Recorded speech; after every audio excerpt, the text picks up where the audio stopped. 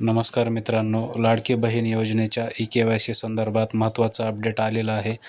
मित्रांनो, ज्या महिलांचे वडिलांचं निधन झालेलं आहे किंवा ज्या महिलांच्या पतीचं निधन झालेलं आहे किंवा ज्या महिलांचा घटस्फोट झालेला आहे, अशा महिलांसाठी ई-के-वाय-सी करण्यासाठी खूप प्रॉब्लेम येत होता. काही महिलांनी नातेवाईकाचं आधार कार्ड टाकून ई-के-वाय-सी केलेलं आहे. त्याच्याबद्दल काही सांगता येणार नाही, पण इथून पुढं वेबसाईटवर एक बदल करण्यात येणार आहे की ज्या महिलांचे वडील वारलेले असतील किंवा पती वारलेले असतील अशांसाठी त्यांचं डेथ सर्टिफिकेट जे आहे, मृत्यू प्रमाणपत्र, ते अपलोड करण्यासाठी ऑप्शन देण्यात येणार आहे.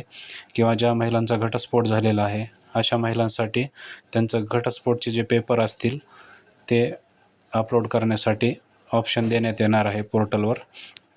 तर आपण पाहूया आदिती तटकरे मॅडम काय म्हणले आहेत ते.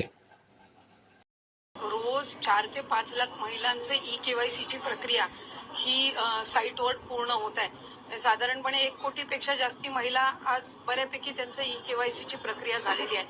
ज्यांच्या पतीचं निधन झालेलं आहे किंवा वडिलांचं निधन झालेलं आहे किंवा डिवोर्स असतील म्हणजे एकल महिला असतील, त्यांच्यासाठी आम्ही वेबसाईटवर एक ऑप्शनच्या संदर्भातलं एक वर्किंग करत आहोत की त्यांच्या पतीचं किंवा वडिलांचं जर निधन झालं असेल तर त्यांचं डेथ सर्टिफिकेट किंवा डिवोर्स झाला असेल तर ते डिवोर्सचे पेपर्स अपलोड करण्याच्या दृष्टिकोनातून हे आम्ही तिथं ऑप्शन्स तयार करत आहोत.